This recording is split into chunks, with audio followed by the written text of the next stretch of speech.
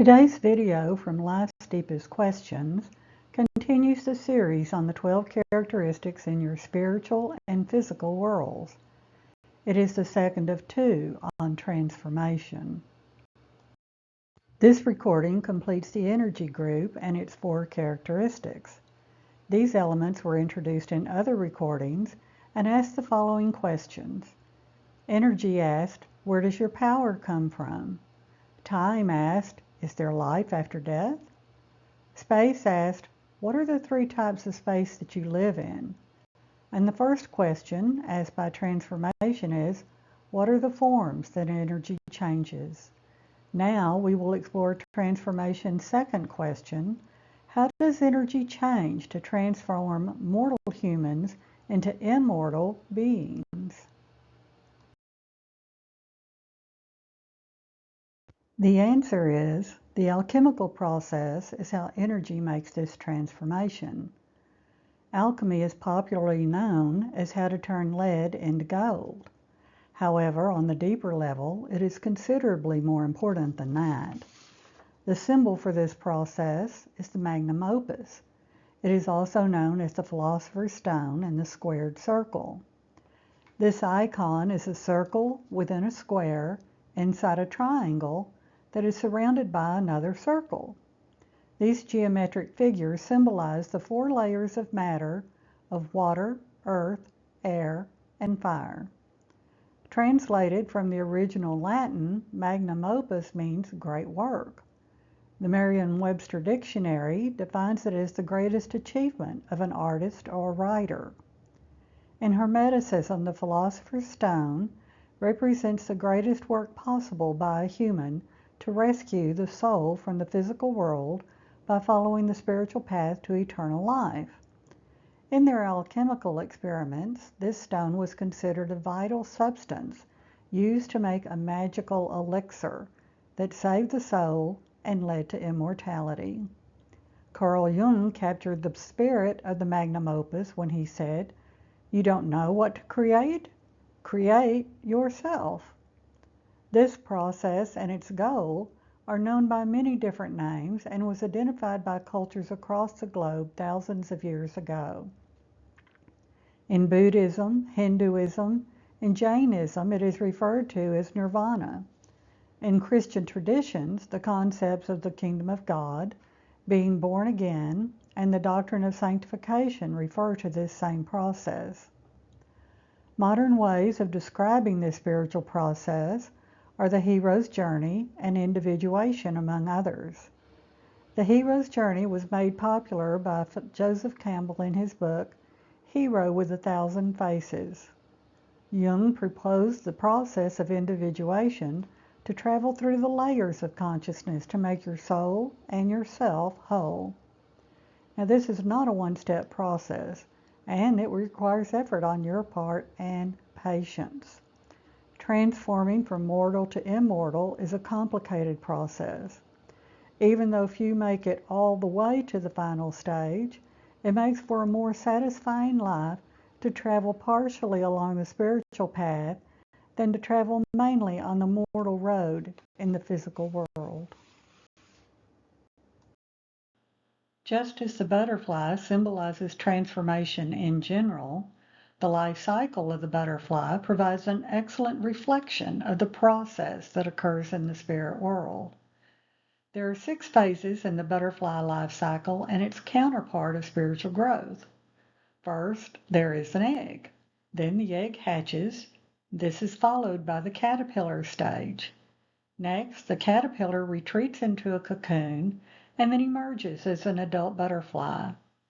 The final stage is when the butterfly flies away and rises, or transcends the earth, to lay eggs and start the life process all over again.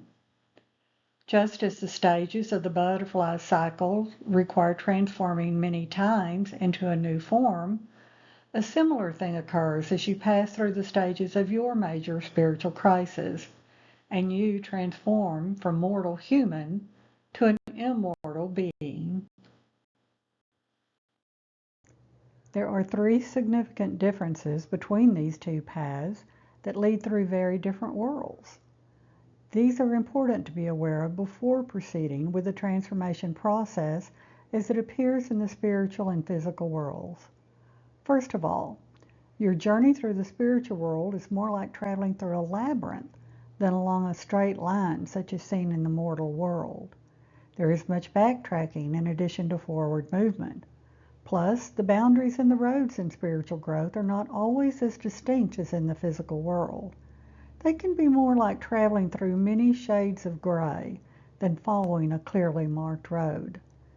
In the physical world, life is a one-way journey. The thread of life woven by the three fates does not allow for do-overs. While moving through a world of black and white may at first appear desirable, it does not allow for choices, curiosity, creativity, or individuality. Second, there are many opportunities for treasure at each stage in the spirit world. Because they are only revealed one at a time, each stage must be visited more than once to collect all the available treasures. For example, there is not a single big truth out there to be discovered one time. As you mature spiritually, the treasure of truth must be revisited many times if you are to reap all the rewards of a deeper understanding of truth. And the more treasure you have, the more satisfaction you will have in this life. Conversely, don't get distracted by fool's gold. It comes in many physical forms, such as extremes in food, shelter, money, sex, collecting, and control of others or things. While these things in reasonable consumption are part of living on earth, the problem appears when materialism becomes either excessive or unnecessary deprivation occurs. To paraphrase Buddha, everything in moderation. Third, in the physical world, there are set periods of time allowed for each phase. For example, the butterfly that doesn't hatch dies in the egg. If the caterpillar doesn't spin a cocoon by a certain period, it dies. And if it doesn't leave the cocoon when the time is up, it dies, and so on. Conversely, although there is an ideal time range for successfully completing each phase in the spirit world, it is never too late to begin your journey on the spiritual path or to move on to the next guidepost. However, the more you exceed this ideal timing, the more dissatisfying life becomes. According to Erik Erikson, the author of Identity and the Life Cycle, each successive step in the life cycle of the human is a potential crisis because of a radical change in perspective. He also observed that the challenge of each stage is designed to prepare you for the next phase of growth, and that each stage predictably corresponds to a physical age bracket. His influential theory is presented in the chapter on the life path characteristic and in other videos. Before taking a look at the transformation process, it is worth revisiting the words of Teilhard de Chardin. He wisely observed, "We are not humans having a spiritual experience. We are spiritual beings having a human experience." The following is a snapshot look at the miracle that occurs when a mortal human transforms from living in only the physical world to becoming an immortal being in the spirit world. The egg stage corresponds to the once-born spiritual phase. You may be either spiritually awake or asleep at physical birth. If you are awake, that means you are conscious of being part of both the spiritual and physical worlds. This is referred to by psychologist William James in his book, Varieties of Religious Experiences, as being once born. This means you were born both physically and spiritually at the same time, and remember existing in the spirit world before incarnating. This also includes the possibility of memories of previous lives. If you are once born, you had a natural and smooth entry into the spirit world. The other possibility is that you may be spiritually asleep. This means there is a conscious awareness of living only in the physical world. That state is caused by spiritual amnesia because you have little or no memory of your spiritual past. The treasure at this stage is a desire to return to a state of integrity or wholeness of who you are. As a baby, you began the lifelong process of putting the puzzle pieces of your soul and your spirit back together. The physical was split from the spiritual. The intellect was split from the emotions. And your physical body enforces the split of the soul away from other souls. The hatching stage mirrors the twice-born phase in spiritual growth. Jung refers to it as a psychological rebirth when you realize there is more to this life on earth than just what your five senses perceive. Moving into a new phase requires a change, a transformation on your part. Physical changes heavily influenced at what point in adolescence you develop the ability to think abstractly. That is, you woke up to an awareness that there is more to your life than physical, intangible things. Experiencing this phase is not automatic, and you cannot make it happen. This is not something that occurs from your intellectual processes or physical actions alone. However, you can do something to facilitate it happening. This is referred to as preparing the soil for the seed. You have the power to prepare the soil, but you have no control over when or how the seed appears. A being far more powerful than any human controls the seed.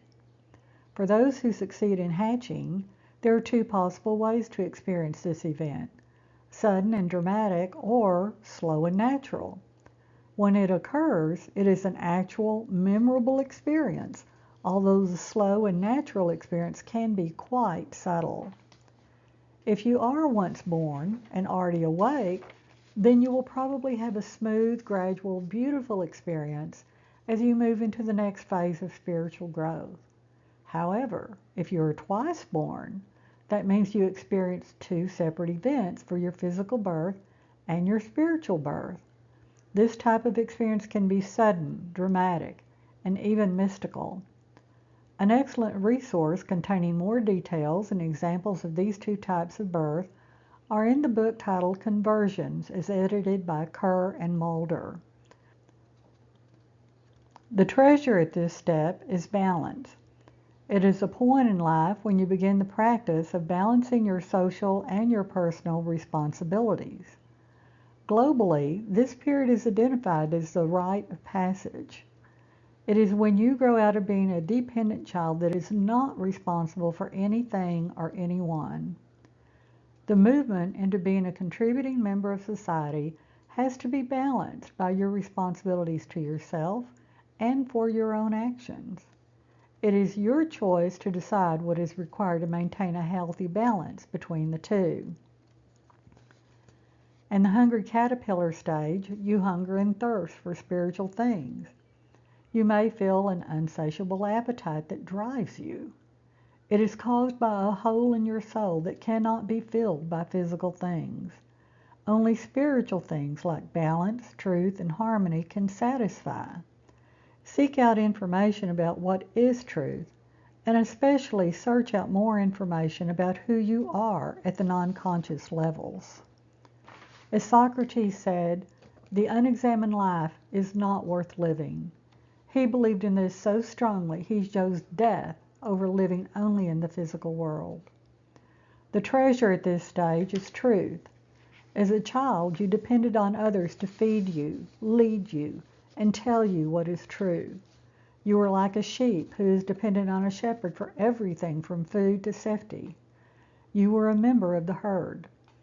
As a responsible person, it is now up to you to decide for yourself what is true, now that you are traveling in the outer edges of the herd.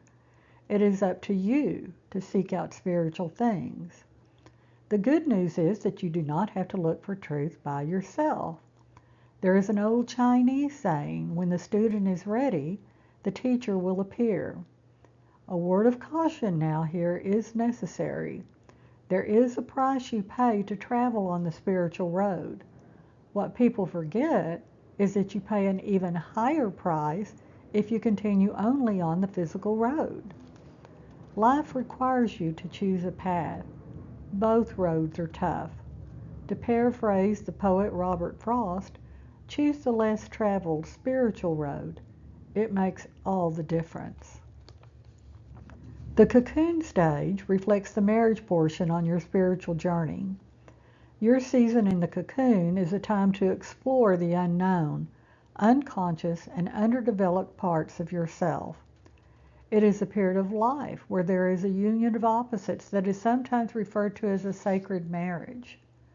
The challenge of this phase is to reunite the pieces of your soul that were split at physical birth. It is time to unite and balance your intellect to your emotions, your soul to your spirit, and your newly reintegrated self to the souls of others. The cocoon phase is also a time for judgment. Therefore, success at this stage is monumental in predicting how the remainder of your life is experienced. Some traditions refer to this success as awakening. Jung referred to this period as midlife crisis. Failure to succeed results in increasing dissatisfaction in life, as well as a rise in things like hopelessness, shame, and chaos. The old way of doing things doesn't work too good anymore. The treasure on this leg of the journey is harmony. The Oxford Dictionary defines harmony as the quality of forming a pleasing and consistent whole. In music, all the notes are of value. Some notes may be used more frequently, and some notes, when used together, create a more pleasing and harmonious effect than other combinations. Yet all the notes are of value in their own way. The same is true for humans. Harmony in life calls for all the parts, both within the human as well as within society, to cooperate together while respecting the limits and abilities of each note. The adult butterfly stage is the final transformation in life, but not the end of the process. The same applies in the spiritual world in the born-again phase. Just as the caterpillar was born out of the egg, the adult butterfly was born again from the cocoon. In a similar way, your soul is also born again into the new form of a reunited self. At this stage, the wings are not the only things that have been transformed. The elements of your soul have also been transformed. That is, your intellect has transformed into your higher intellect, your emotions into your higher emotions, and your old physical body has been superseded by a body of light. As an adult butterfly, the egg has transformed into what it was created to become. It can now reveal its large, beautiful wings that allow it to break free from the constraints of the physical world. For the first time, it has the ability to transcend the power of Earth's gravity and fly through the heavens. This process has been captured in many philosophies and traditions throughout time and across the globe. To return to Plato's allegory of the chariot, your wings have grown back, and you now have the power to transcend the physical world before you physically die. Buddha referred to this as reaching nirvana. Some Christian traditions refer to it as being saved from tasting death. Even the old Scottish motto, "Live free or die," reflects the necessity of prioritizing spiritual freedom, even if it means physical death. And what do wings represent in the spiritual world? The answer is your will. At birth, your will is virtually non-existent and therefore not free. By feeding your soul the good spiritual food of truth, in addition to practicing balance and harmony, you can grow strong wings that allow your will, your soul, and yourself to be free. The treasures of the born-again stage is gratitude. Gratitude is more than just expressing thanks for the good things in your life. It is also about expressing appreciation for even the things that are unpleasant or painful. Gratitude is the ability to recognize challenges and crises as opportunities. Without these experiences, there would be little motivation to change, to transform, and to do things differently. And that means you would have lost the opportunity to achieve your life purpose and become who you were created to be. By emerging from the cocoon to become an adult butterfly, you have achieved your life purpose, but not your life task. To do that, the butterfly must spread its wings and fly to transcend the earth and take its place in the sky. You also must rise up if you are to meet your full potential. And that brings us to the final treasure of returning. At some point, the adult butterfly must return to Earth to lay eggs so the process of life and transformation can begin again. For you, that means returning as a guide to those who are in lower stages of transformation, to return with your treasures, your gifts to the world, to return with the magic elixir of life, to return with the mastery of alchemy, a process that turns mortal humans into immortal beings. The 12 characteristics of your spiritual and physical worlds continues with the judgment characteristic. It asks the question, what rewards and punishments will you reap in this lifetime? That is coming up next. If this video is beneficial to you, please click the like button below and also leave a comment. If you're interested in learning more about these and other similar subjects, please subscribe and check the notifications bell to receive emails announcing when new videos are released. Classes are offered periodically and you are invited to attend. Dates of classes are announced to subscribers by email only.